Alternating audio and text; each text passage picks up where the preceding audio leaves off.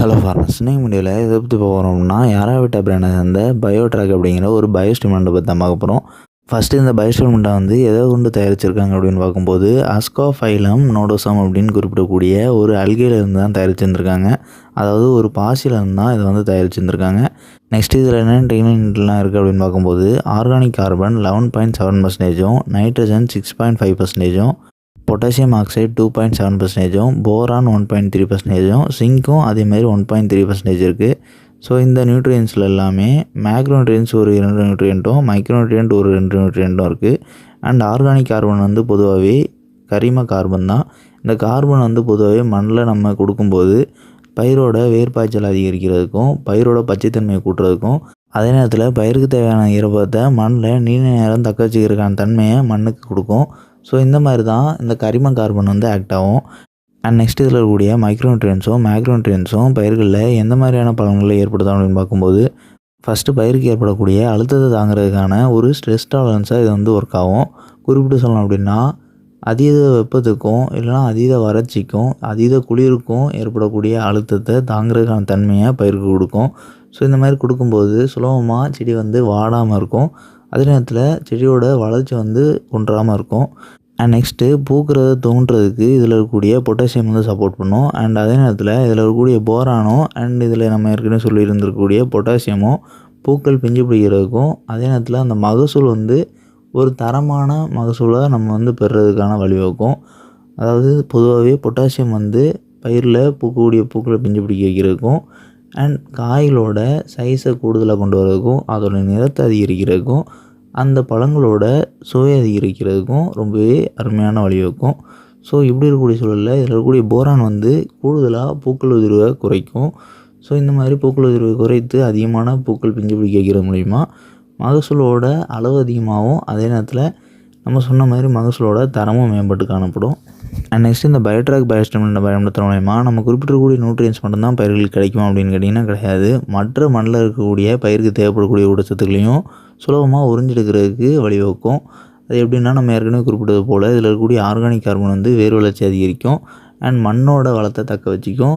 So மண்ணோட வளம் வந்து சீராக இருக்கிறதுனால பயிருக்கு தேவைப்படக்கூடிய ஊட்டச்சத்துக்கள் தேவைப்படக்கூடிய நேரத்தில் மண்ணில் இருந்து வேர்கள் உறிஞ்செடுக்கிறதுக்கான வழிவகுக்குது.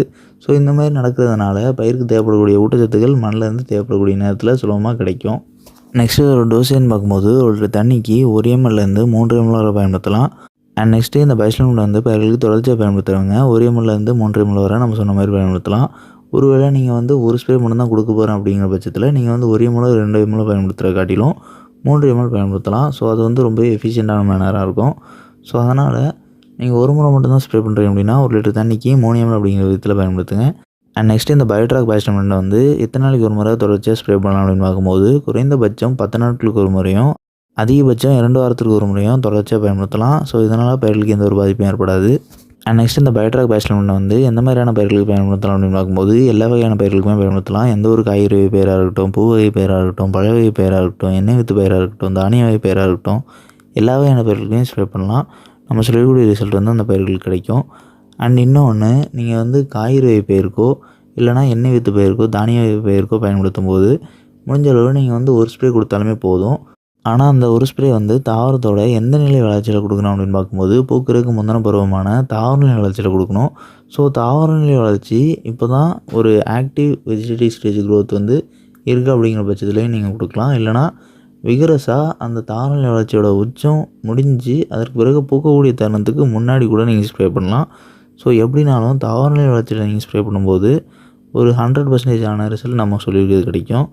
அண்ட் ஒருவேளை பழ வகை பயிர்களுக்கு நீங்கள் பயன்படுத்தும் பட்சத்தில் தாவர நிலை வளர்ச்சியில் ஒரு ஸ்ப்ரே கொடுத்ததுக்கு பிறகு அடுத்து பூக்கும் பருவத்துலேயும் ஒரு ஸ்ப்ரே கொடுக்கலாம். அதை நம்ம குறிப்பிட்டிருக்கக்கூடிய இடைவேளை நாட்களை பொறுத்தே. அண்ட் நெக்ஸ்ட்டு அந்த ஸ்ப்ரே கொடுத்ததுலேருந்து காய்கள் பிடித்த பிறகு கூட நம்ம இன்னொரு ஸ்ப்ரே கொடுக்கலாம். 10 நாட்களுக்கு ஒரு முறையோ இல்லைனா 14 நாட்களுக்கு ஒரு முறையோ. ஸோ நம்ம பழ வகை பயிருக்கு மட்டும்தான் தொடர்ச்சியாக பயன்படுத்தணும், இல்லைனா மற்ற எந்த ஒரு பயிர்களுக்குமே தொடர்ச்சியாக பயன்படுத்தக்கூடாது அப்படின்னு கேட்டிங்கன்னா அப்படி கிடையாது.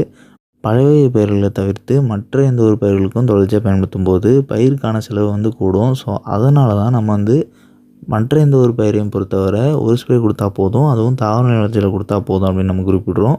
ஸோ அதனால் தொடர்ச்சியாக பயன்படுத்தக்கூடாதுன்னு கிடையாது. அந்த பயிருக்குமே நம்ம குறிப்பிட்டது போல் தொடர்ச்சியாக பயன்படுத்தலாம். ஆனால் ஃபஸ்ட்டு ஸ்ப்ரேவை ஆரம்பிக்கும் போது முடிஞ்சளவு தாவர நிலை வளர்ச்சியில் ஸ்ப்ரே பண்ண பாருங்கள்.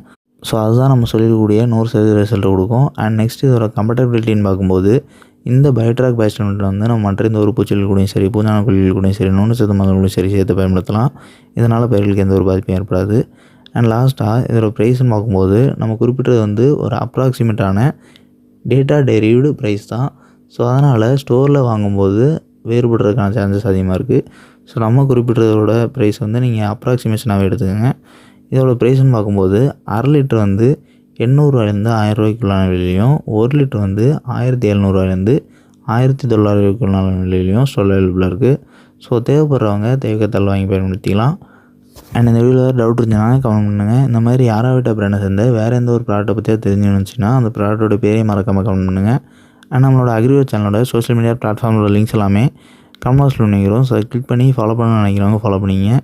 அண்ட் லாஸ்ட்டாக நம்மளோட செகண்டரி சேனலான அக்ரிகோ ஷார்ட் சேனலில் இந்த வீடியோட கொலாபரேட் பண்ணிக்கிறோம். ஸோ இந்த வீடியோ பப்ளிஷ் ஆகக்கூடிய சேனல் ப்ரொஃபைலை நீங்கள் கிளிக் பண்ணிங்க அப்படின்னா அதில் 2 சேனல் ப்ரொஃபைல் காட்டும். ஸோ அதில் அக்ரிகோ ஷார்ட் சேனலை மறக்காமல் சப்ஸ்கிரைப் பண்ணிங்க.